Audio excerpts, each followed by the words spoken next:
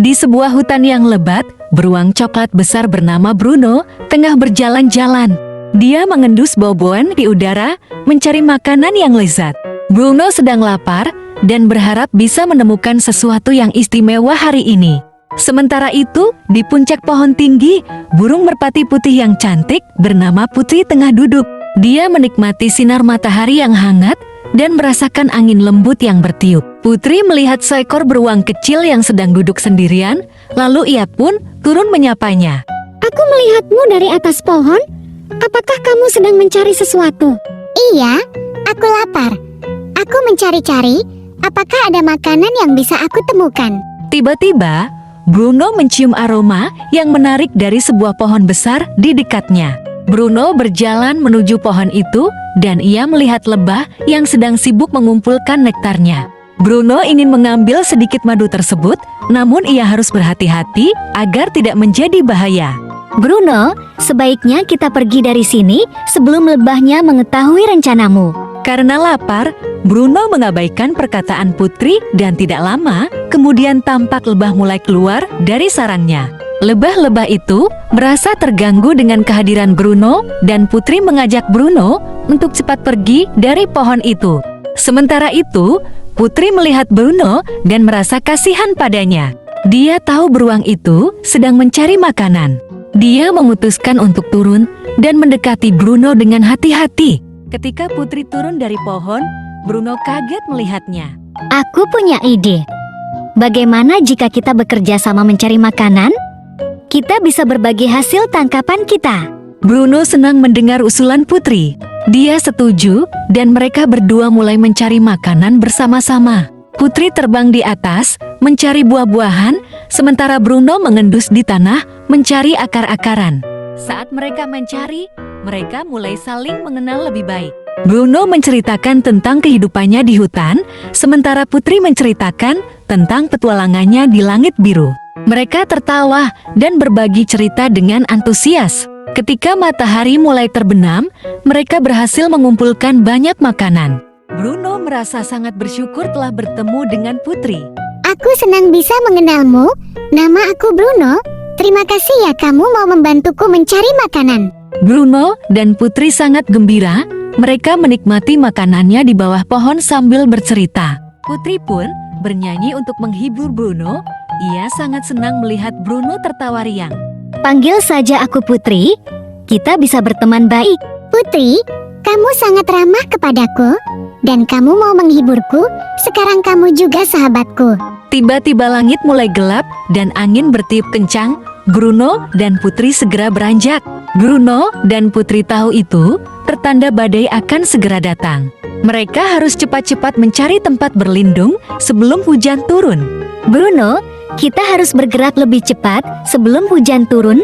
Di depan sana ada gua, mari kita ke sana. Sesampainya mereka di gua, hujan pun turun dengan derasnya. Mereka berteduh di dalam gua menunggu sampai badai hujan berlalu. Bruno, kita akan di sini sampai hujannya reda. Iya Putri, baiknya kita tidak di luar karena angin yang dingin. Mereka berbincang di dalam gua, saling bercerita tentang petualangan mereka di hutan. Bruno sangat melindungi Putri, ia menjaganya agar bulu sayapnya tidak basah karena angin dan hujan. Bruno dan Putri saling mengenal satu sama lain. Mereka saling bertukar cerita tentang kekhawatiran mereka yang tinggal bersama hewan buas lainnya di hutan. Mereka juga saling menceritakan tentang impian mereka di masa depan. Bruno sangat baik, ia memberikan kedua tangannya sebagai tempat yang hangat untuk sahabatnya Putri. Bruno, apakah kamu mulai lelah? Aku khawatir hujannya begitu deras. Air akan masuk ke dalam gua ini. Tenanglah Bruno, sebentar lagi hujan pasti berhenti. Putri bersenda gurau dengan sahabatnya Bruno agar ia tidak khawatir dengan hujan. Bruno sangat terhibur dan tertawa bersama Putri. Tanpa disadari, hujan perlahan reda dan angin tidak lagi bertiup kencang. Mereka masih bercerita dan tertawa bersama.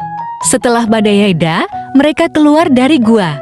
Bruno dan Putri merasa senang dan bersyukur karena telah selamat dari badai. Mereka keluar dari gua dan melihat pelangi di langit. Bruno merasa lega karena ia melihat sahabatnya Putri bisa terbang bebas dengan kedua sayapnya. Mereka berdua mengucapkan selamat tinggal dan berharap akan bertemu kembali di suatu hari nanti. Putri bernyanyi dengan suaranya yang merdu untuk sahabatnya Bruno. Mereka saling berjanji untuk saling mengunjungi. Putri berterima kasih kepada Bruno yang telah bersikap baik padanya. Setelah berpisah dengan Putri, Bruno kembali ke tempat tinggalnya dengan hati yang penuh harapan.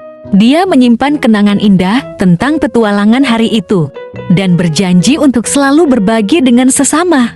Sementara itu, Putri kembali terbang ke pohon favoritnya. Dia merenungkan petualangan yang baru saja dialaminya dengan Bruno.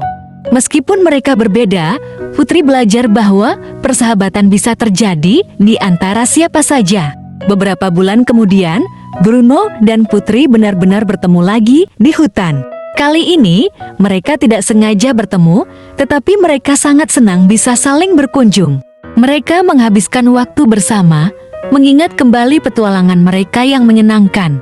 Bruno dan Putri tetap menjadi teman baik, dan mereka sering berkumpul untuk berbagi cerita dan makanan.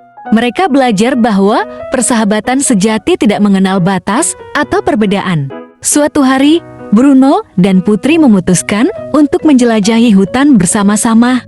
Mereka dikenal sebagai persahabatan yang luar biasa, dan mereka dikagumi karena mereka mampu bersahabat meskipun mereka berbeda.